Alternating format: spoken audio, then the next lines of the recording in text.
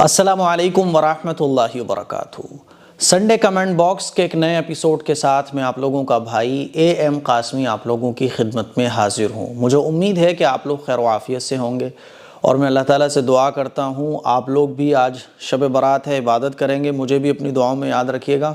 اللہ سے آپ لوگوں کے لیے میں بھی دعا کروں گا کہ اللہ تعالیٰ ہم سب لوگوں کو، آپ لوگوں کو، دیکھنے والوں کو، نہ دیکھنے والوں کو، جتنے بھی مسلمان ہیں پوری دنیا کے اندر، اللہ تعالیٰ سب کو عافیت میں رکھے، حفظ و امان میں رکھے، اور دنیا اور آخرت کی تمام بھلائیاں عطا فرمائے۔ میرے عزیز بھائیوں، میری بہنوں، آج شب برات ہے اور ہم سب لوگ عبادت کریں گے، ہے نا، جتنا ہو سکے عبادت کریں۔ اس سلسلے میں بہت طرح کی کنفیوژن، بہت طرح کے ڈاؤٹس رہتے ہیں لوگوں کے، کیا عبادت کریں، کوئی کچھ بتا رہا ہے، کوئی کچھ بتا رہا ہے۔ تو شارٹ انداز میں آپ اتنا سمجھو کہ یہ ایک عبادت کی رات ہے نا، اس رات میں عبادت کرنے کا ثواب ہے، اللہ تعالیٰ مغفرت فرماتا ہے، نظر رحمت اللہ تعالیٰ عبادت کرنے والوں پر فرماتا ہے۔ تو اس رات میں ہمیں جتنا ہو سکے اتنے عبادت کے کام کرنا ہے۔ آپ قرآن مجید پڑھو، نفل نمازیں پڑھو، قضا نمازیں پڑھو، درود شریف پڑھو، استغفار کرو، تسبیح پڑھو، ہے نا، اللہ سے دعائیں مانگو، جتنا بھی آپ کو ہو سکے عبادت میں ٹائم گزارنے کی کوشش کرو۔ پوری رات نہیں جاگ سکتے تو 4 گھنٹے، 2 گھنٹے، اپنا وقت جتنا ہو سکے زیادہ سے زیادہ عبادت میں گزارنے کی کوشش کرو۔ اس موقع پر ہم صلاۃ التسبیح کی نماز بھی پڑھ سکتے ہیں، اور صلاۃ التسبیح کی نماز پڑھنے کا بڑا آسان طریقہ ہے۔ آپ یوٹیوب پہ سرچ کر لیں، کیونکہ اگر میں صلاۃ التسبیح کی نماز کا طریقہ بتانے لگا تو 8-10 منٹ تو ویسے ہی گزر جائیں گے۔ آپ یوٹیوب پہ سرچ کریں صلاۃ التسبیح کی نماز اے ایم قاسمی، یعنی آپ کو کوئی بھی مسئلہ اگر دیکھنا ہو تو آپ یوٹیوب پہ سرچ کریں گے وہ مسئلہ، اور اے ایم قاسمی آگے لکھ دیں گے، تو آپ کو انشاءاللہ میرا بتایا ہوا مسئلہ آپ کے سامنے آ جائے گا، جو بڑے آسانی سے، کیونکہ میری عادت ہے اور میں کوشش یہ کرتا ہوں کہ ایسے آسان انداز میں آپ کو بات سمجھا دوں کہ ایک گاؤں کا، دیہات کا رہنے والا ان پڑھ آدمی بھی، جس کو کچھ بھی نہیں آتا ہے نا، جو مان لیجیے ابھی کلمہ پڑھ کر بیٹھا ہوا ہے نا، ابھی اس کو پتہ چلا ہے کہ میں مسلمان ہوں، یا ابھی مسلمان ہوا ہے، ابھی دین سیکھنے کا شوق اس کے اندر ہوا ہے، تو وہ بھی میری بات کو سمجھ سکے۔ تو صلاۃ التسبیح کی نماز بھی آپ لوگ پڑھ سکتے ہیں، صلاۃ التوبہ بھی پڑھ سکتے ہیں۔ صلاۃ التوبہ کی نماز اور صلاۃ الحاجت ہے نا، یہ 2 رکعت نفل نماز ہوتی ہیں، 2 رکعت آپ نیت کریں، صلاۃ التوبہ پڑھ رہے ہیں، صلاۃ الحاجت پڑھ رہے ہیں، اور 2 رکعت کر کے آپ چاہے 4 پڑھیں، 6 پڑھیں، ویسے 2 پڑھیں اور اللہ سے دعا مانگیں۔ مان لیجیے آپ کی کوئی ضرورت ہے، رشتے نہیں آ رہے، تو آپ صلاۃ الحاجت کی نیت سے 2 رکعت نفل پڑھیں، اللہ سے دعا مانگیں۔ صلاۃ التوبہ گناہوں کی معافی کے لیے ہوتی ہے، یعنی آپ 2 رکعت نفل نماز پڑھیں صلاۃ التوبہ کی نیت سے، اور اللہ سے گناہوں کی معافی مانگیں۔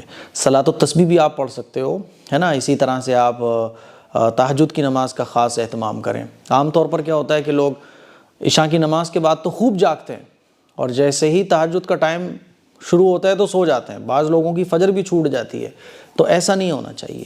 آپ چاہیں شروع رات میں تھوڑا سا سو لو، لیکن اگر آپ کو لگ رہا ہے کہ بھئی نیند بہت آ جائے گی، آپ کی تہجد بھی مس ہو جائے گی، فجر بھی مس ہو جائے گی، تو آپ رات کے شروع حصے میں تھوڑی دیر سو لو، 2-3 گھنٹے، تاکہ آپ باقی پوری رات پھر جاگ کر عبادت کر سکو۔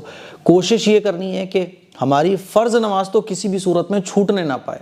بعض لوگ جو نا ہمت کر کے جاگتے رہتے ہیں اور فجر میں سو جاتے ہیں۔ بھئی آپ جب فجر میں ہی سو گئے، فجر کی نماز ہی آپ کی قضا ہو گئی، تو پوری رات عبادت کرنا بیکار ہے آپ کا، کیونکہ نفل نمازیں تب قابل قبول ہیں جب فرض نماز ہماری نہ چھوٹے۔ مان لیجیے پوری رات آدمی نفل نماز پڑھ رہا ہے، عبادت کر رہا ہے، اور فجر کی نماز چھوڑ رہا ہے، تو پھر بیکار ہے یہ، کیونکہ فجر کی نماز آپ نے مس کر دی، ٹھیک ہے۔ تو عبادت کیجئے، باقی آپ روزے رکھیں، 15 کل کا روزہ بھی رکھ سکتے ہیں، اور شعبان کے مہینے میں تو آپ جتنے نفلی چاہو روزے رکھو، ہے نا، قضا روزے بھی آپ رکھ سکتے ہو۔ اگر آپ کے قضا روزے ہیں پہلے سے تو پھر آپ نفلی روزے مت رکھو، تو پھر آپ قضا روزے رکھو، کیونکہ قضا روزے جو ہیں یہ فرض ہوتے ہیں۔ نفلی روزے تو یہ ہیں کہ آپ رکھ لو تو ثواب ہے، نہ رکھو تو کوئی گناہ نہیں ہے۔ اس رات میں لوگ حلوہ بھی بناتے ہیں، تو حلوہ بنانے سے بھی بچنا چاہیے۔ حلوہ آپ 2 دن بعد بناؤ، 4 دن بعد بناؤ، کبھی بھی بناؤ، یہ عبادت کی رات ہے۔ حلوے میں مان لیجیے آپ کے 2 گھنٹے خرچ ہو رہے ہیں، 3 گھنٹے خرچ ہو رہے ہیں، تو یہ 3 گھنٹے قرآن پڑھنے میں خرچ ہوں، کیونکہ کھانے کی چیز کے لیے تو پورا سال پڑا ہوا ہے، جب چاہو جب بناؤ کھاؤ، کوئی مسئلہ نہیں ہے، لیکن وہ ٹائم جو ہمارا قیمتی ہے وہ تو عبادت میں لگنا چاہیے نا۔ جتنی دیر میں حلوہ بن رہا ہے اتنی دیر میں آپ قرآن مجید پڑھو، ذکر و اذکار کرو، اللہ سے دعائیں مانگو، حلوہ دن میں بنا لو، کوئی پرابلم کی بات نہیں ہے، ٹھیک ہے۔ رہی بات یہ کہ ایصال ثواب کے لیے آپ لوگ بناتے ہو، ٹھیک ہے، ایصال ثواب کے لیے بناتے ہو تو ایصال ثواب تو عبادت کر کے بھی ہو جاتا ہے، حلوہ بنا کے ہی ضروری تھوڑی نا ایصال ثواب ہوگا۔ مان لیجیے آپ کو اپنے مرحومین کو ایصال ثواب کرنا ہے تو ایصال ثواب کے لیے تو قرآن سے بہتر کیا چیز ہوگی؟ اتنا حلوہ بنانے میں بھی ایصال ثواب نہیں کر پاؤ گے آپ جتنا قرآن مجید پڑھ کر ایصال ثواب کر دو گے۔ تو سادہ سمپل الفاظ میں یہ ہے کہ یہ ایک عبادت کی رات ہے، باقی آپ روزے ایک بھی روزہ رکھ سکتے ہیں، دو بھی رکھ سکتے ہیں، شب برات کے کوئی ایسا نہیں ہے کہ ایک ہی روزہ ہوتا ہو، ہے نا۔ شعبان 27 شعبان تک، رمضان کا مہینہ شروع ہونے سے 3 دن پہلے تک آپ جتنے چاہو اتنے روزے نفلی رکھو، قضا رکھو، کوئی مسئلہ نہیں ہے۔ بلکہ یہ مہینے جو دو ہیں نا رمضان سے 2 مہینے پہلے، رجب اور شعبان، یہ عبادت کو بڑھا دینے کے مہینے ہیں تاکہ رمضان کی تیاری ہو۔ چلیے سوالوں کا سلسلہ شروع کرتے ہیں۔ بہت سارے سوالات آپ لوگوں نے پوچھے ہیں اور مجھے امید ہے کہ یہ سنڈے ایپیسوڈ آپ لوگوں کو پسند بھی آئے گا۔ شیخ دی اسٹوڈنٹ پوچھتے ہیں، مفتی صاحب میرا دل نہیں کرتا اب نکاح کرنے کا مسلم لڑکی سے، تو کس سے کرو گے بھائی؟ مسلمان سے ہی نکاح ہوگا نا۔ آج کل یہ مسلم لڑکیاں بہت بگڑ چکی ہیں، میرا دل نہیں مانتا اب نکاح کروں۔ دیکھو اگر کھانا آج کل نقلی آ رہے ہیں، بہت ساری چیزیں کھانے کی نقلی آ رہی ہیں، تو اس کا مطلب یہ تھوڑے آدمی کھانا چھوڑ دے بھائی، آدمی اپنی کوشش کے مطابق اوریجنل تلاش کرے گا اور کھائے گا، ہے نا۔ تو ایسے ہی نکاح اگر لڑکے خراب ہو گئے یا لڑکیاں خراب ہو گئیں تو اس کا حل یہ تھوڑی ہے کہ آپ نکاح کرنا ہی چھوڑ دو۔ نکاح انسان کی ضرورت ہے، جیسے کھانا انسان کی ضرورت ہے، تو آدمی جو ہے نا کوشش کرتا ہے بھائی مجھے اچھا ملے، اور وہ اپنی کوشش کے مطابق تلاش کرتا ہے اور اچھا کھانا کھاتا ہے۔ پھر بھی اس کے ساتھ کچھ غلط ہو جائے تو وہی اللہ کی مرضی ہے۔ ایسے ہی نکاح کے سلسلے میں بھائی لڑکیاں بھی خراب ہو گئی ہیں، لڑکے بھی خراب ہو گئے۔ مسلمانوں کی جو آبادی ہے وہ 75% خراب ہو چکی ہے، دین سے دور، بس دنیاوی خواہشات، اپنی خواہش۔ تو ایسا نہیں ہے کہ ساری لڑکیاں خراب ہوں، باقی یہ ہے کہ آپ اپنی طرف سے پوری کوشش کرو، اچھا رشتہ تلاش کرو، ہے نا، نکاح کرو۔ یہ حل نہیں ہے اس کا کہ آپ نکاح ہی نہ کرو۔ دیکھو نکاح نہیں کرو گے تو گناہ میں مبتلا ہونے کے چانس بہت زیادہ ہیں۔ نکاح گناہوں سے حفاظت کا ذریعہ ہے نا، تو جو حرام کام ہے اس سے بچنے کا ذریعہ ہے نکاح، تو نکاح کرو آپ۔ باقی بیوی اگر خراب مل جائے تو صبر کرو، کیونکہ اللہ تعالیٰ صبر کے ذریعے بھی بندے کو آزماتا ہے، اور اگر آپ نکاح سے بچ جاؤ گے نا تو دوسرے ذرائع سے آپ آزمائے جاؤ گے۔ باقی نکاح کرو، ایسی بات نہیں ہے، اللہ سے اچھی امید رکھو۔ کسی کا شوہر خراب، کسی کی بیوی خراب، دنیا اسی طرح سے چلتی ہے، صبر کر کے، نظر انداز کر کے، سب کچھ آپ کے من کے مطابق ہو جائے تو ایسا زندگی میں پاسبل نہیں ہے، ٹھیک ہے۔ اگر میں نکاح نہیں کروں تو کوئی دقت تو نہیں ہے، دقت ہے بھائی، بہت بڑی دقت ہے۔ اللہ کے نبی کی سنت ہے نکاح کرنا انسان کی ضرورت ہے، نکاح انبیاء علیہم السلام کی سنت ہے، اس لیے نکاح کرو، اور نکاح کے بعد جو مشکلیں آتی ہیں اس کو ہینڈل کرنا سیکھو۔ زندگی اسی کا نام ہے، مشکلوں کا ہی نام ہے۔ آپ نکاح کی مشکلوں کو برداشت نہیں کرو گے، دوسری مشکلیں آ جائیں گی جو اور مشکل اور بڑی بڑی ہو سکتی ہیں۔ اسی لیے اللہ سے اچھا گمان رکھو، دعا کرو، نکاح کرو، ٹھیک ہے۔ چلیے، موقع نہیں ہے ورنہ میں آپ کو بتاتا کہ نکاح نہ کرنے کے کیا نقصان ہیں۔ ایک آدمی نکاح نہیں کرتا تو 50 60 55 سال کی عمر میں جانے کے بعد اس کو پتہ چلتا ہے جب اس کا کوئی سہارا نہیں ہوتا۔ نکاح کرو گے تو ٹھیک ہے، تھوڑی سی پرابلم ہوں گی، بیوی بچے آپ کے ہوں گے، زندگی اچھی گزرے گی۔ نکاح میں اللہ نے برکت رکھی ہے، اللہ نے نکاح میں سکون رکھا ہے، ٹھیک ہے۔ وہ لگتا ہے آدمی کو نکاح کرنے کے بعد یار بے سکونی ہو گئی، لیکن اگر تم نکاح نہیں کرتے تو اس سے زیادہ بے سکونی ہوتی، تو جو زیادہ بے سکونی ہوتی اس کے مقابلے سکون ہے آپ کو، اس لیے نکاح کرو بھائی، ٹھیک ہے۔ چلیے، حمزہ علی کہتے ہیں جب نماز پڑھنا شروع کرتا ہوں اس سے پہلے ہاتھ اٹھا کر اللہ سے دعا مانگتا ہوں کہ مجھے نماز میں خیال نہ آئیں، گندے خیال نہ آئیں۔ نماز پڑھتے پڑھتے بیچ میں گندے خیال آ جاتے ہیں، ہے نا، اور گندے الفاظ آ جائیں تو کیا استغفار بول سکتے ہیں؟ دیکھیے، نماز جب آپ پڑھ رہے ہیں تو آپ نماز میں جو پڑھ رہے ہیں اس طرف اپنا دھیان آپ لگائیے۔ مان لیجیے آپ نے نیت باندھی، اب پڑھ رہے ہیں آپ الحمدللہ رب العالمین، تو آپ کی زبان سے جو الحمدللہ رب العالمین نکل رہا ہے، آپ کا مائنڈ ادھر لگا ہونا چاہیے۔ مائنڈ جب ادھر لگا ہوگا تو ادھر جائے گا نہیں، جب ادھر نہیں لگا ہوگا تو ادھر جائے گا، کیونکہ مائنڈ کا حساب یہ ہے کہ جس طرف وہ لگا ہوگا ایک وقت میں وہ دو طرف نہیں لگا ہو سکتا۔ جب مان لیجیے میں پڑھ رہا ہوں الحمدللہ رب العالمین الرحمن الرحیم مالک یوم الدین، تو جو میں پڑھ رہا ہوں اس طرف میرا مائنڈ لگا ہوگا نا تو ادھر جائے گا ہی نہیں وہ، اور مان لو پھر بھی ادھر چلا جائے تو لا یکلف اللہ نفسا الا وسعها، کہ اللہ تعالیٰ نے انسان کو اس کی طاقت سے زیادہ کا مکلف نہیں بنایا، یعنی ہمارے اختیار میں جو ہے وہ ہمیں کرنا ہے، ہمارے اختیار میں ہے مائنڈ کو جو ہم پڑھ رہے ہیں ادھر لگانا۔ پھر بھی مان لیجیے ہمارے کوشش کے بعد بھی ایک آدھ غلط خیال نماز پڑھتے ہوئے آ جاتا ہے تو اس میں کوئی گناہ نہیں ہے، ٹھیک ہے؟ نماز پڑھتے ہوئے استغفار بولنے کی آپ کو ضرورت ہی نہیں ہے، آپ تو اپنی پوری کوشش کرو کہ نماز میں جو پڑھ رہے ہو ادھر دھیان لگے، نماز میں میرا دھیان لگے۔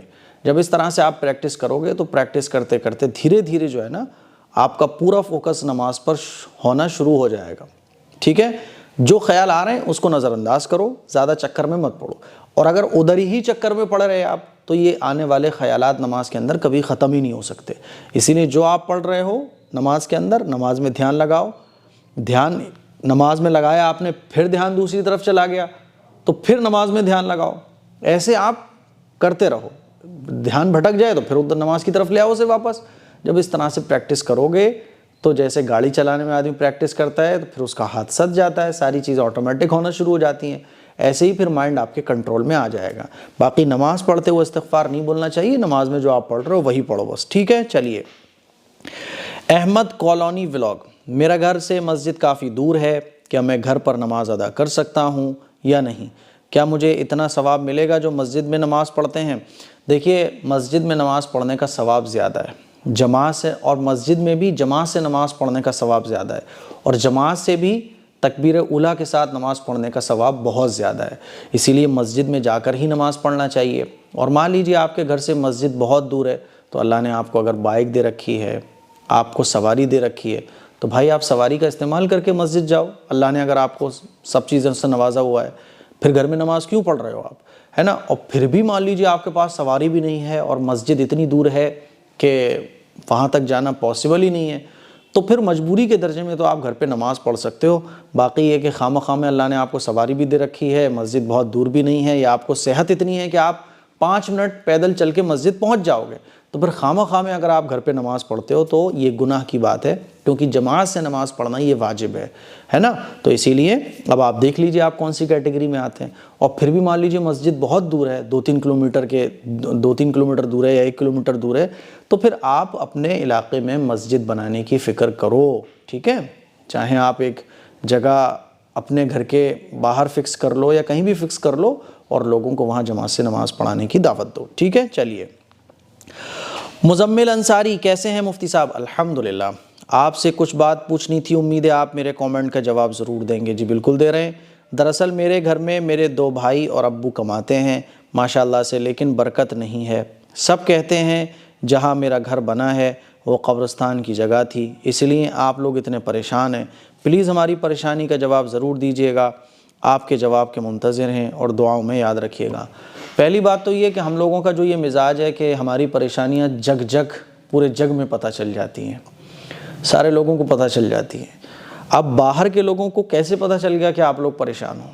کیونکہ ہم لوگوں کا مزاج یہ ہے کہ ہمیں تھوڑی سی بھی پریشانی ہو تو ہم جگہ جگہ گاتے پھرتے ہیں، یہ سب سے بڑی پرابلم ہے۔ اپنی پریشانیاں، اپنی کمزوریاں دوسروں کو مت بتاؤ۔ آپ گھر میں فاقے سے ہو نا، تب بھی سامنے والے کو یہ فیل کراؤ کہ یار اللہ کا بہت بڑا لاکھ شکر ہے، سب کچھ ہے میرے پاس، تو ٹھیک ہے؟ تو یہ بڑی کمی ہے۔ رہی بات یہ کہ برکت نہیں ہوتی ہے، تو برکت کے لیے آپ سورہ واقعہ کی تلاوت کریں سونے سے پہلے، مغرب کی نماز کے بعد سونے سے پہلے کبھی بھی سورہ واقعہ کی آپ تلاوت کیجئے، اور 5 روپے، 2 روپے، 10 روپے جتنا ممکن ہو ایک باکس بنائیے اور اس میں وہ پیسے ڈالنا شروع کیجئے، اور جب مہینے میں اس گلک میں 100 روپے، 200 روپے جتنے بھی ہو جائیں تو وہ کسی بھی ضرورت مند کو، چاہے وہ آپ کے رشتہ دار میں ہو، چاہے وہ آپ کی نظر میں کوئی بھی ہو، کسی بھی ضرورت مند کو وہ پیسے دے دیجئے اور اس کی ضرورت پوری کر دیجئے، ٹھیک ہے؟ تو مجھے امید ہے کہ انشاءاللہ برکت ہونے لگی۔ گناہوں سے بچنے کی کوشش کیجئے۔ رہی بات یہ کہ لوگ کہتے ہیں کہ آپ کا گھر جو ہے وہ قبرستان کے اوپر بنا ہے، تو یہ بے سند باتیں۔ گھر قبرستان کے اوپر بنا ہو یا کہیں بھی بنا ہو، بے برکتی نہیں آتی ہے۔ بے برکتی جو آتی ہے تو بعض دفعہ ہمارے خرچے زیادہ ہوتے ہیں تو بے برکتی آ جاتی ہے، کیونکہ ہم نے اپنے خرچے بہت زیادہ بنا رکھے ہیں۔ جیسے کہ آج کل لڑکیوں کی شادی پہ چونکہ ہم نے سیٹ اپ بنا رکھا ہے 5-10 لاکھ روپے کا، تو ویسے ہی ہماری زندگی مشکل میں ہمیں گھری ہوئی نظر آئے گی کہ یار ہماری تو سیلری بہت کم ہے، برکت ہی نہیں ہو رہی ہے، کچھ بچ نہیں رہا ہے۔ تو جب خرچے بہت زیادہ ہوتے ہیں اور انکم کم ہوتی ہے تو بے برکتی تو آنا لازمی ہے۔ تو خرچے کم کرو بھائی، ہے نا؟ مان لو 20,000 اگر آپ کما رہے ہو تو 10,000 روپے مہینے کا خرچہ کرو آپ. اب 20,000 روپے آپ کما رہے ہو, خرچہ 30,000 روپے کا کر رہے ہو, تو ظاہر سی بات ہے 10,000 روپے لاس میں آپ جا رہے ہو, بے برکتی تو آئے گی. تو جتنا آپ کا سیلری ہے اس کے حساب سے آپ آدھا یا تقریباً 75%, 75% اپنی انکم کا خرچ کرو, تو جڑے گا اور ضرورتیں بھی پوری ہو جائیں گی. تو ضرورتیں ہیں چونکہ ہم نے بہت بڑا رکھی ہیں تو وہ پیسہ ہمیں لگتا ہے کہ بہت کم ہے, برکت نہیں آ رہی ہے. اور یہ تمام طرح کی باتیں کہ صاحب قبرستان یہ وہ, اس کی کوئی حقیقت نہیں ہے, اسی لیے نو پرابلم. گھر کو بدلنے کا تو خیال ہی مت لائیے گا. اور ہو سکتا ہے کہ آپ کسی مولانا صاحب, مولانا دو طرح کے ہوتے ہیں معاشرے میں, ایک تو جعلی مولانا ہوتے ہیں جو لوگوں کو ٹوپیاں پہناتے ہیں, اور ایک جینون مولانا ہوتے ہیں. تو کسی آپ ایسے ہی جعلی مولانا کو لے آئے اپنے گھر پہ, وہ گھر ور چیک کرے گا, بولے گا بھائی گھر چینج کرو, اس گھر کو بیچ دو ورنہ تباہ اور برباد ہو جاؤ گے. گھر بیچ کے پھر تو تباہی بربادی پکی ہے آپ کی, کیونکہ گھر بیچو گے اتنے روپے میں پھر آپ کو کوئی دوسرا مکان نہیں ملے گا. تو ان چکروں میں مت پڑو, جو میں نے بتایا اس پر عمل کرو, ٹھیک ہے. چلیے, مدیحہ خان, اگر کسی کو تجوید اور رموز اوقاف نہیں آتے تو اس کو قرآن پاک پڑھنے کا ثواب ملے گا یا نہیں, اور سیکھنے میں بھی ٹائم لگتا ہے تب تک. دیکھو, قرآن مجید اگر پڑھنا نہیں آتا یا رموز اوقاف نہیں آتے یا تجوید نہیں آتی ہے تو سیکھو, اور سیکھنے میں اگر ٹائم لگ رہا ہے تو کوئی بات نہیں ہے. جتنا بھی ٹائم آپ کا سیکھنے میں جا رہا ہے, تو قرآن مجید پڑھنے کا مطلب کیا ہوتا ہے, ہم قرآن مجید کی تلاوت کیوں کرتے ہیں, ثواب کے لیے کرتے ہیں, ہے نا. تو جتنا بھی ٹائم آپ کا سیکھنے میں جا رہا ہے اس پہ بھی آپ کو ثواب ہی ملے گا.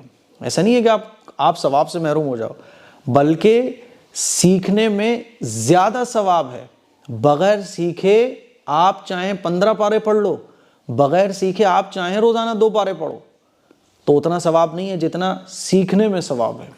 تو سیکھ رہے ہو آپ تو ثواب سے محروم نہیں ہو آپ, ٹھیک ہے. بہرحال سیکھنا چاہیے. اور رموز اوقاف اور قرآن پاک کے پڑھنے کا طریقہ نہیں معلوم تو سیکھو, نہیں آتا تو سیکھو نا. یہ کوئی جواب تھوڑی ہے کہ سیکھنے میں ٹائم لگے گا تب تک کیا کریں, تو سیکھو نا. کس نے کہا کہ جب تک ٹائم لگے گا تو پڑھو؟ اللہ نے یہی تو حکم دیا ہے کہ علم سیکھو, بغیر سیکھے تو عمل کرنے کا کوئی سوال ہی نہیں بنتا ہے, سینس ہی نہیں بنتا ہے, ٹھیک ہے. چلیے, اب بغیر سیکھے آپ مان لیجئے ایسے پڑھتے ہو کہ قرآن مجید تو آپ پڑھ رہے ہو لیکن صحیح ادائیگی نہیں ہو رہی ہے, یعنی غلطی کا لیول تھوڑا سا کم ہے, تو ثواب کم ملے گا آپ کو.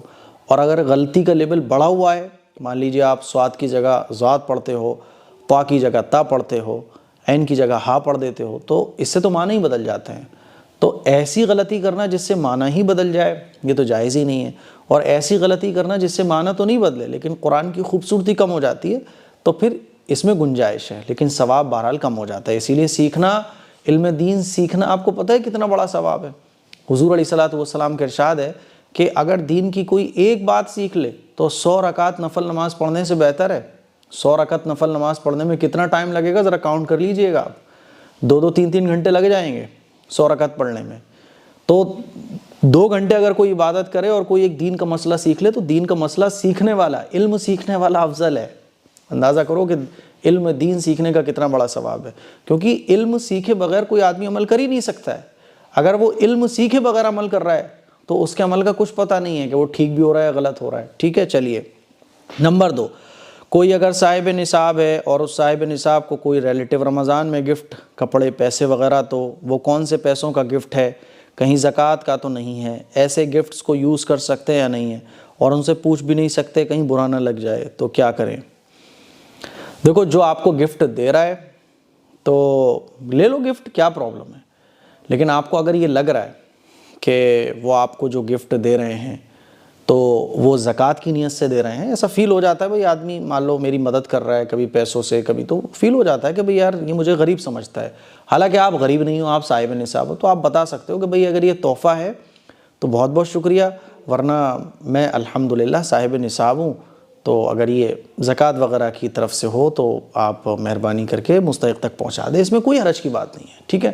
باقی نارمل اگر گفٹ کوئی دے رہا ہے تو بھائی 10 دو 50 دو, کیا پرابلم ہے, ٹھیک. تو آپ ایک بار, آپ کو اگر ایسا فیل ہو کہ, اور ایسا فیل ہو جاتا ہے مان لیجئے کوئی رمضان میں بھجوا رہا ہے, رمضان میں 2 3 بار کوئی دے رہا ہے, یا عید کے موقع پہ دے رہا ہے, پھر عید کے بعد بھی دے رہا ہے, تو فیل ہو جاتا ہے. آپ کو فیل ہو جائے تو آپ کہہ دو کہ بھائی دیکھو میں تو صاحب نصاب ہوں, تو ذرا خیال رکھیے گا آپ اس کا, بس سمپل ہے.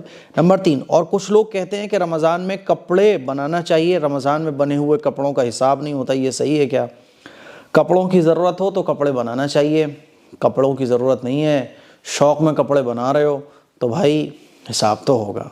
حساب کیا ہوگا کہ یہ کپڑا جو تم نے پہنا، یہ کپڑا کیوں پہنا؟ نام و نمود کے لیے پہنا؟ اس کپڑے کو پہن کے اللہ کا کتنا تم نے شکر ادا کیا ہے نا؟ تو جو بھی کچھ ہم کھاتے ہیں، پیتے ہیں، بناتے ہیں، آخرت میں سب کا حساب ہوگا۔ اللہ اور اللہ کے رسول کے طریقے کے مطابق اگر سارے کام ہوئے تو بہت اچھی بات ہے۔ مال ہم نے زکوٰۃ نکال کر ہے نا پورا اللہ کے حق کو ادا کر کے اگر مال کا استعمال کیا کپڑے بنانے میں تو کوئی مسئلے کی بات نہیں ہے۔ آپ نئے کپڑے بناؤ تو رمضان میں بناؤ یا رمضان کے علاوہ بناؤ، کوئی پرابلم کی بات نہیں ہے، لیکن نعمتوں کی ناقدری اور ناشکری نہیں ہونا چاہیے، ٹھیک ہے۔ چلیے، محمد شعیب رضا پوچھتے ہیں کیا شب برات میں مسجد میں رات گزارنا کیسا ہے؟ ہمارے یہاں کے امام صاحب نے ہمیں اس کی دعوت دی ہے۔ شب برات ایک نفل عبادت کی رات ہے، اور نفل عبادت میں افضل یہ ہے کہ آدمی بس تنہا ہو اور اس کا اللہ ہو، تیسرا کوئی نہ ہو۔ اسی لیے نفل عبادتوں کے سلسلے میں افضل یہ ہے، بہتر یہ ہے کہ ہم اپنے گھروں میں رہتے ہوئے عبادت کریں، کیونکہ اللہ کے نبی کا ارشاد بھی ہے کہ اپنے گھروں کو قبرستان مت بناؤ۔ اس حدیث کا مطلب محدثین نے یہ بیان کیا ہے کہ اپنے گھروں کو قبرستان نہ بنانے کا مطلب یہ ہے کہ اپنے گھروں میں بھی عبادت کرو۔ اسی لیے جو فرض عبادت ہے وہ مسجد میں کرو، اور نفل اور سنتیں وہ گھر میں پڑھو۔ تو گھر میں ہمیں عبادت کرنا چاہیے۔ تو شب برات میں اگر آپ دیکھو گے تو شب برات ہے، لیلۃ القدر ہے نا، صحابہ اکرام اپنے گھروں میں رہ کر عبادت کرتے تھے، تو اسی لیے آپ اپنے گھروں میں عبادت کرو۔ باقی مسجدوں میں جو عبادت کرنے کا چلن ہے تو یہ اس لیے کہ بھئی مسجد میں ایک ماحول ہوتا ہے، ہم لوگوں کا ماحول ایسا نہیں ہے، تو ماحول بناؤ نا یار گھروں کا اچھا۔ مسجد میں جا کے بھی آپ عبادت کر سکتے ہو، لیکن یہ چلن کہ مسجد میں ہی جا کے عبادت کرنی ہے اور گھر میں جو ہے ہم کبھی عبادت نہیں کریں گے، مسجدوں میں جا کے گروپ بنا کے جتھے کے جتھے ہے نا موبائل چلا رہا ہے، کوئی کچھ کر رہا ہے، تو مسجد میں جا کے بھی کر سکتے ہیں، لیکن بہتر یہ ہے گھر میں آپ کرو۔ مسجد میں بھی کرو تو عبادت کرو، فالتو کاموں میں ٹائم اسپینڈ بالکل نہ کرو، ٹھیک ہے۔ نمبر 2، ہم اسکول میں پڑھتے ہیں اور وہ ایک ہندو اسکول ہے، وہاں پریئر میں ہندو کے گانے اور بھجن بجتے ہیں جو کہ شرک میں داخل ہیں۔ نہ ہی ہم گاتے ہوں اور نہ ہاتھ جوڑتے ہیں، بس اس وقت ہلکی آواز میں قرآن کی تلاوت کرتا ہوں، یہ میرے لیے گناہ ہوگا؟ جی بالکل گناہ نہیں ہوگا۔ اور رہی بات تو دیکھو یہ ہے کہ ایسے اسکولز میں جو دھارمک چیزوں کو پروموٹ کرتے ہیں ایسے اسکول، تو دیکھو ہمارا سنویدھان یہ ہمیں اجازت دیتا ہے کہ ہم اپنے دھرم پہ عمل کریں، سامنے والا اپنے دھرم پر عمل کرے، ہے نا، ہمارا سنویدھان بھی اس کی اجازت دیتا ہے۔ اور ایسے اسکولز میں ہمیں ایڈمیشن کیوں لینے کی ضرورت پڑ جاتی ہے جہاں ہمیں بھجن گانا پڑے یا کسی دوسرے دھرم کو ہمیں فالو کرنا پڑے؟ تو ہم ایسے اسکولز میں ایڈمیشن لینا جہاں پر یہ ساری چیزیں نہ ہو، یا جہاں یہ چیزیں ہو بھی تو ہمیں اپنی چیز پر عمل کرنے کی آزادی ہو، کیونکہ ہمارا ملک کا قانون ہمیں اس بات کی اجازت دیتا ہے کہ ہم بھائی اگر سامنے والے کے بھجن کیرتن نہیں پڑھنا چاہ رہے تو کوئی ہمیں زور زبردستی نہیں کر سکتا، ٹھیک ہے۔ تو ایسے اسکولز میں ایڈمیشن کرانا چاہیے جہاں کا ماحول اچھا ہو، ہے نا۔ اسی لیے مسلمانوں سے ہم درخواست بھی کرتے ہیں کہ بھیا اپنے اسکول قائم کرو، اپنے کالجز بناؤ، اپنے اسکولز بناؤ جہاں مسلمان بھی تعلیم حاصل کریں، غیر مسلم بھی تعلیم حاصل کریں، اور یہ زور زبردستیاں جو چل رہی ہیں آج کل یہ نہ ہو۔ ٹھیک ہے، آپ قرآن مجید پڑھتے ہیں اور آپ کو وہاں کوئی زور زبردستی نہیں کرتا ہے تو بہت اچھی بات ہے نا۔ بلکہ میں تو یہ کہوں گا کہ اس طرح کے بھجن اور جو بھجن بجتے ہیں اور اسکول میں جو پریئر میں یہ جو مذہبی چیزیں پڑھائی جاتی ہیں تو آپ اس پریئر میں شرکت نہ کریں، اسکول والوں کو لکھیں کہ بھئی میں پریئر میں شریک نہیں ہو سکتا، ہے نا، کیونکہ اس طرح کی چیزیں ہوتی ہیں۔ بچنے کی بہرحال پوری کوشش کریں، اور ایسے اللہ نے ہمارے انڈیا میں بھی ایسے بہت سارے اسکولس ہیں جہاں یہ اس طرح کی کوئی چیز نہیں ہوتی ہے، تو ایسے اسکول میں آپ ایڈمیشن کرائیں، ٹھیک ہے۔ چلیے، سازیہ پوچھتی ہیں، شازیہ نام ہوتا ہے، سازیہ نہیں ہوتا۔ امید کرتی ہوں خیر سے ہوں گے، میرے کچھ سوال ہیں، پلیز رپلائی دیں گے۔ نمبر 1، میرا رمضان کا روزہ چھوٹا ہوا ہے تو کیا پہلے شب شعبان کے روزے رکھ سکتے ہیں؟ رمضان کے قضا روزے رکھے پہلے ہمیں قضا روزے رکھنا چاہیے، کیونکہ قضا روزے ہمارے اوپر قرض ہوتے ہیں ایک طریقے سے، اور جو نفلی روزے ہوتے ہیں یہ تو چوائس ہے، رکھو تو ثواب ہے، نہیں رکھو تو کوئی گناہ نہیں ہے۔ آخرت میں فرض روزوں کے بارے میں سوال ہوگا، تو اسی لیے فرض روزے جو چھوٹے ہوئے ہیں، جو قضا ہو گئے، ان کو پہلے رکھو آپ۔ نمبر 2، نماز کے لاسٹ میں تسبیح پڑھتے ہیں تو کیا جب ساتھ میں قضاء عمری نماز پڑھتی ہوں تو اس کے بھی الگ سے تسبیح پڑھنی پڑے گی؟ نہیں، قضا تسبیح نہیں پڑھنی پڑے گی، تسبیح بھی ایک نفلی عبادت ہے، پڑھو تو ٹھیک ہے، نہ پڑھو تو کوئی گناہ نہیں ہے، سلام پھیرا آپ نے، نماز آپ کی مکمل ہو گئی۔ تو قضا نماز پڑھنے کے بعد آپ کو تسبیح پڑھنے کی ضرورت نہیں ہے، ٹھیک ہے۔ یوزر پوچھتے ہیں مفتی صاحب میرا سوال ہے کہ کیا سید کے گھر کھانا پینا حرام ہے؟ ہماری ایک فیملی کے ساتھ بہت اچھے تعلق ہیں، ہماری کاسٹ راجپوت ہے اور وہ سید ہیں۔ ارے بھائی وہ بھی مسلمان، آپ بھی مسلمان، دعوت تو غیر مسلم کے یہاں بھی کھا سکتے ہیں، تو سید کے یہاں کا کھانا حرام تھوڑی ہے۔ سید کو صدقہ اور زکوٰۃ دینا حرام ہے، جائز نہیں ہے سید کے لیے کہ وہ زکوٰۃ اور صدقات کا مال کھائے، ٹھیک ہے؟ تو دعوت تو کھا سکتے ہیں کسی کے یہاں بھی۔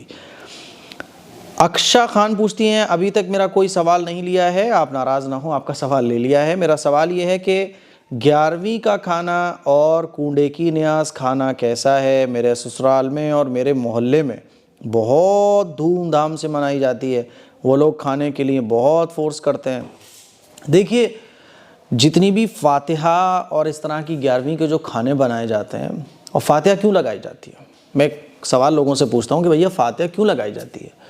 تو فاتحہ ایصال ثواب کے لیے لگائی جاتی ہے، تو ایصال ثواب کے لیے یعنی مرحومین کو ثواب پہنچانے کے لیے لگائی جاتی ہے۔ تو مرحومین کو ثواب کب پہنچے گا؟ جب یہ کھانا غریب کھائے گا۔ تو بھائی آپ ایصال ثواب کے لیے، فاتحہ کا مطلب کیا؟ ایصال ثواب، یعنی مرحومین کو ثواب پہنچانے کے لیے۔ تو فاتحہ تو اس لیے اس کھانے پر لگائی گئی، اب وہ کھانا آپ ہی کھا جاؤ یار، تو بھیا یہ غریبوں کے پیٹ میں پہنچا کہاں کھانا؟ ایصال ثواب ملے گا کیسے؟ اور اگر آپ یہ کہتے ہو کہ نہیں ہم تو بس ویسے ہی فاتحہ لگاتے ہیں خود کے کھانے کے لیے، تو فاتحہ کا ثبوت حدیث سے نہیں ہے۔ اللہ کے نبی جب کھانا کھاتے تھے تو بسم اللہ پڑھ کر کھاتے تھے، تو جب آپ نے اپنے لیے کھانا بنایا ہوا ہے تو وہ تو آپ بسم اللہ پڑھ کے کھا لو، اور ایسے ہم کہیں بھی کسی کے یہاں بھی کھا سکتے ہیں۔ تو فاتحہ اور یہ 11ویں جو ہے نا ہمارے معاشرے میں بدعت کی شکل اختیار کر چکی ہیں، لوگوں نے اس کو بدعت بنا لیا ہے، کیونکہ الگ الگ ٹائپ کی فاتحہ، کھانے پر فاتحہ لگاتے ہیں پھر اسی کو خود ہی کھا جاتے ہیں۔ ارے بھائی فاتحہ کا مطلب ہی کیا ہے؟ ایصال ثواب، مرحومین کو ایصال ثواب، 11ویں کی فاتحہ کیوں ایصال ثواب؟ تو ایصال ثواب تو تب ہوگا نا جب وہ حلوہ یا وہ جو بھی کچھ آپ نے کھانے کا بنایا وہ غریب کھائے۔ اب غریب تو کھا نہیں رہا ہے، آپ ہی خود کھا جا رہے ہو، تو ثواب کیسے ملے گا؟ اسی لیے تھوڑا سا علم حاصل کرو اور جہالت اور علم سے دور والی چیزوں سے بچو، ٹھیک ہے؟ باقی وہ دھوم دھام سے کرتے ہیں، کھا سکتے ہیں، منع نہیں ہے، حرام نہیں ہوتا کوئی کھانا فاتحہ کا، لیکن فاتحہ کا مطلب اور مقصد لوگوں کو نہیں پتہ، وہ میں سمجھانے کی کوشش کر رہا ہوں، ٹھیک ہے؟ چلیے شفا انصاری کہہ رہی ہیں، اچھا ایک سوال پوچھا ہے مفتی صاحب مجھے الزیہ نام کا مطلب جاننا ہے۔ الزیہ نام تو نہیں ہوتا ہے، الفیہ ہوتا ہے، الفیہ ہوتے ہیں، الفیہ کے معنی ہوتے ہیں ہزاروں میں ایک۔ شاید آپ نے الفیہ لکھا ہو، میرے نام میں ال آتا ہے جو کہ اللہ کے نام میں نہیں، ایسا کچھ بھی نہیں ہے۔ الفیہ ہے، الشفا ہے نا، اور الماس ہے، اسی طرح سے انامتا بھی لوگ نام رکھتے ہیں، ہے نا، اور تو ال نام سے ایسا نہیں ہے کچھ بھی۔ ایسے تو اللہ کے نام میں لام بھی آتا ہے، تو کل کو کوئی کہے گا میرے نام میں بھی لام آتا ہے، اللہ کے نام میں بھی لام آتا ہے، ایسے تھوڑی نہ ہوتا ہے۔ اللہ کے نام میں تجدید آتی ہے تو رقیہ اس نام میں بھی تجدید آتی ہے، تو ایسے تھوڑی نہ ہوتا۔ تو الزیہ نام تو میرے ذہن میں نہیں، اور شاید الزیہ نام ہوتا بھی نہیں، الفیہ ہوتا ہوگا، تو الفیہ نام کے معنی ہزاروں میں ایک، ٹھیک؟ چلیے شفیع انصاری آپ بہت اچھی انفارمیشن دیتے ہیں بھائی، آپ میرے لیے دعا کریے، مجھے 3 ایئر سے زکام ہے، وہ ٹھیک نہیں ہو رہا ہے، میں بہت دوا کری، ٹیسٹ بھی کروائی، لیکن میں ٹھیک نہیں ہو رہی ہوں۔ اب ایسے موقع پر بہت سارے لوگ کہیں گے یہ استعمال کر لو، وہ استعمال کر لو۔ دیکھو یار جس سے فائدہ پہنچ جاتا ہے وہ اسی کو پروموٹ کرتا ہے، اور جو بیچارہ دنیا بھر کی دوائیاں کرا کے تھک چکا ہوتا ہے تو وہ ہم سے پوچھتا ہے کہ مفتی صاحب کیا کریں۔ تو دیکھو دوائیں اور ساری چیزیں اللہ کی محتاج ہیں، ہے نا، اللہ جب چاہے جسے چاہے جیسے چاہے کسی بھی دوا سے شفا دے سکتا ہے، بعض دفعہ بغیر دوا کے بھی شفا دے دیتا ہے۔ مجھے پتہ ہے بالکل کہ آپ ٹیسٹ وغیرہ کرا کے تھک چکی ہوں گی، آرام نہیں مل رہا ہے، تو آپ اللہ سے دعا کریں، جو بھی دوا آپ کی چل رہی ہے اس دوا کو ریگولر کھائیں، ہے نا، اور انگریزی دوائیں نقصان پہنچا رہی ہیں تو آپ ہومیوپیتھک کی دوائی لیں، ہے نا، یا ہمدرد والوں کی کوئی دوا لے لیں۔ باقی اللہ سے دعا کریں، دوا کھائیں تو دوا پر 7 مرتبہ یا 11 مرتبہ الحمد شریف پڑھیں، اور اللہ سے دعا کر کے کھائیں کہ اللہ دوا میں کوئی طاقت نہیں ہے، تو ہے اصل تو شفا دینے والا، اس دوا میں شفا عطا فرما۔ تو یہ عمل کریں، انشاءاللہ اللہ نے چاہا تو زکام آپ کا ٹھیک ہو جائے گا۔ پھر بھی نہیں ٹھیک ہو رہا ہے تو صبر کریں، صبر کریں، صبر کریں، یہ بیماریاں اللہ کی طرف سے آزمائش ہوتی ہیں۔ مجھے امید ہے کہ یہ سنڈے ایپیسوڈ آپ لوگوں کو بہت اچھا لگا ہوگا، کامنٹ کر کے ضرور بتائیے گا۔